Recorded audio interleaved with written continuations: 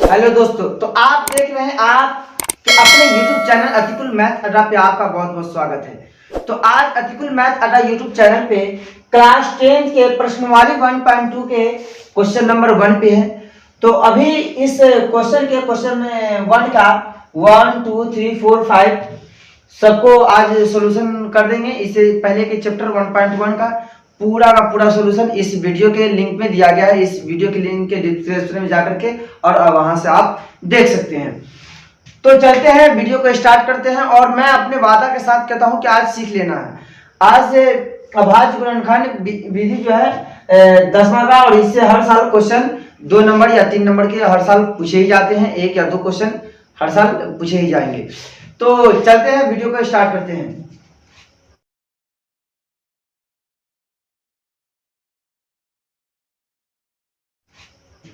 तो चलते हैं। सबसे पहले अभाज्य गुणनखंड को बनाने के लिए, क्योंकि सबसे छोटी अभाज्य संख्या जो होती है वो 2 होती है। जैसे अगर मान लेते हैं कि ये 48 है, तो ये 2 से भाग लगेगा या नहीं लगेगा।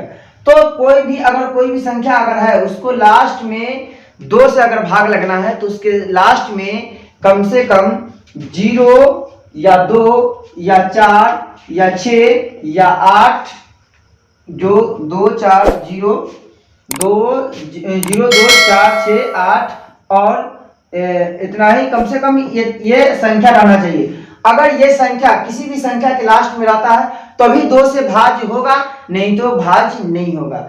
अब चलते हैं, ये 2 से भाज्य होने के लिए हम बात किए थे। किसी भी संख्या में 2 से तभी भाग लग सकता है जिसके लास्ट में 0 रहना चाहिए, 2 रहना चाहिए, 4 6 या 8 रहेगा तभी भाग लग सकता है, नहीं तो अन्यथा भाग नहीं लगेगी। अब लगते हैं कि 3 से भाग कैसे लगेगा। तो किसी भी संख्या में भाग लगाने के लिए 3 से अगर भाग लगा रहे हैं तो उसके संख्या को, सभी संख्याओं को योग अगर 3 से भाग लग रहा है तो 3 से भाग लगेगा, नहीं तो नहीं लग सकता। जैसे अगर मान लेते हैं कि 2 यहाँ आ गया 24 है, तो ये तो मान लेते हैं कि 2 3 24 लगेगा कि नहीं लगेगा।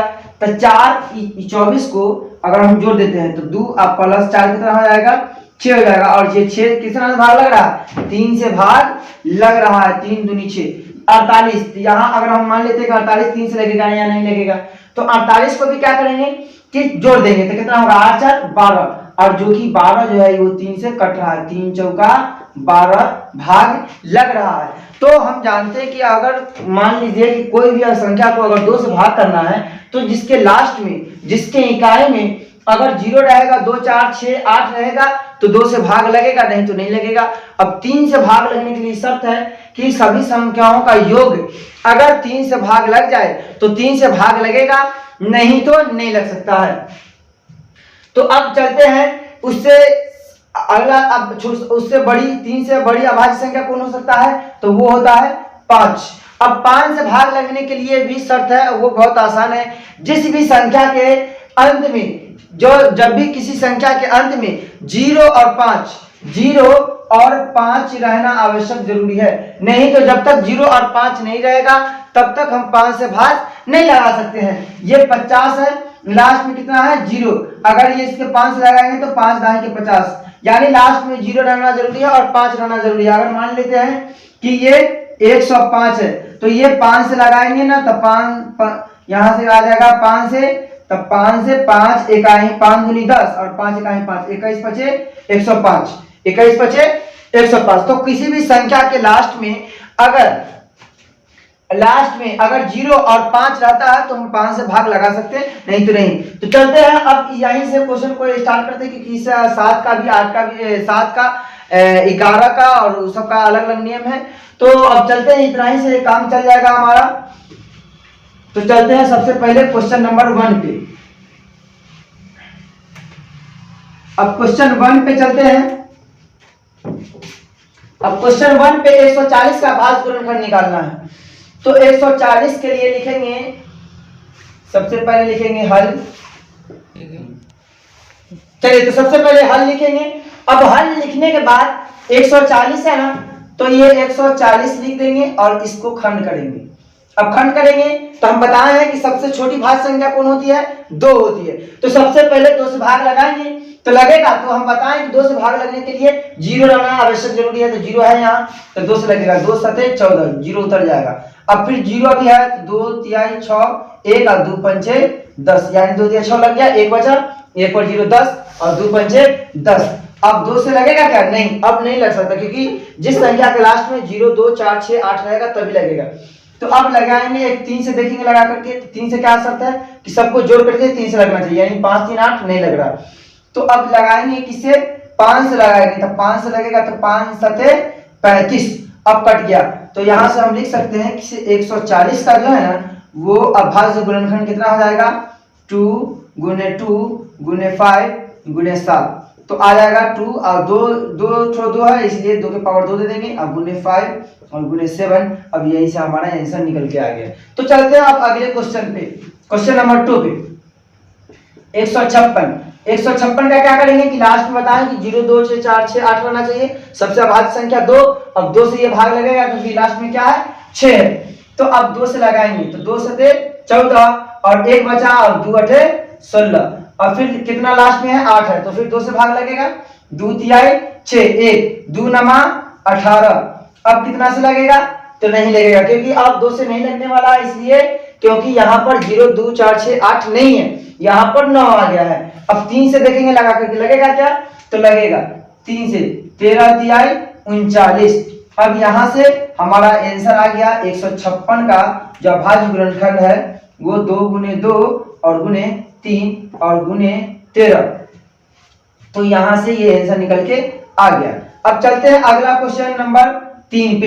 क्वेश्चन नंबर 3 में हमारा कहा गया है 3825। अब इसको निकालेंगे, तो अब देखते हैं 3825 को, तो इसमें लास्ट में क्या है? 5 है।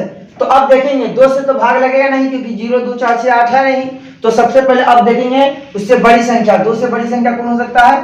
3। अब 3 से देखेंगे, तो 3 के लिए क्या करना है? सबको जोड़ के भाग देखना है, यानी 8 3 11, 11 और 2 कितना हो जाएगा?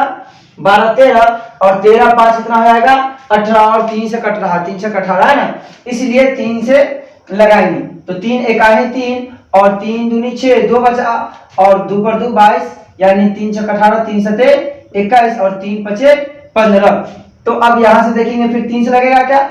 12 2 1 3 3 7 3 10 और 5 15, फिर लगेगा 3 से।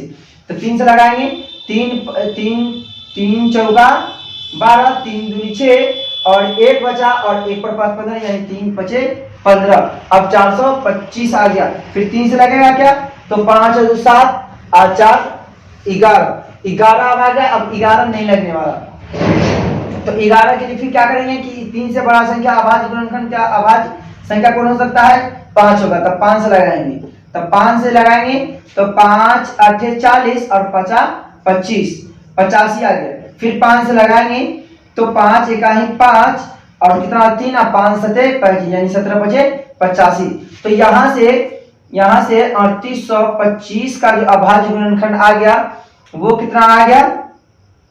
अभाज्य गुणनखंड 3 गुने 5 और गुने 5 और गुने 17।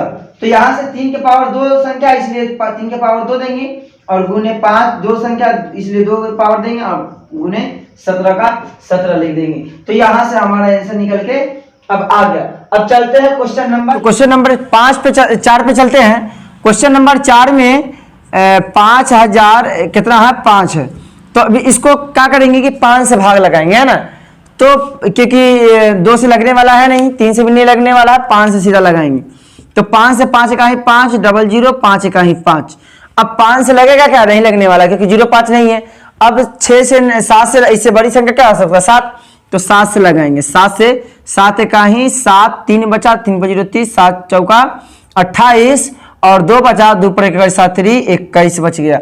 अब कितना से लगेगा? तो 7 से नहीं लगने वाला है, 8 9 10 11 से लगेगा। तो 11 से 11 इकाई 11, 11 तिहाई 33, यानी हम कह सकते हैं कि 5005 का अभाज्य गुणनखंड कितना आ गया?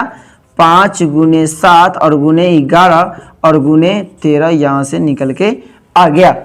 तो अब देखते हैं क्वेश्चन नंबर 5 का क्या है, कितना है? 7429, 7429। अब इसको बनाते हैं। तो अब 729 कितना से लगेगा, तो 2 से नहीं लगेगा, 5 से नहीं लगेगा, 7 से नहीं लगेगा, है ना, 17 से लगेगा। तो 17 चौका 68, बच गया कितना 6, और 6 पर 62 और फिर लग जाएगा 17 तिहाई 51, 17 तिहाई 51 और 119, 17 सते 119 आ गया, है ना। 11 बचा, 17 सते 119 लगा देंगे। अब 17 से लगने के बाद कितना से लगेगा, 17 से नहीं लगेगा। अब उसके आगे कितना लगेगा, 19 से लगने वाला है। 19 से लगाएं तो 19 दूनी 38, 19 दूनी 38 और 19 कितना बचा, 5 बचा, 19 तिहाई 57, 19 तिहाई 57, तो 23 से लगाएंगे, 23 से कहीं 23, यानी हम कह सकते हैं कि 7,429 का अभाज्य गुणनखंड जो हो गया वो 17 गुने 19 और गुने 23, यहाँ से आंसर हो गया। तो चलते हैं अब इस वीडियो को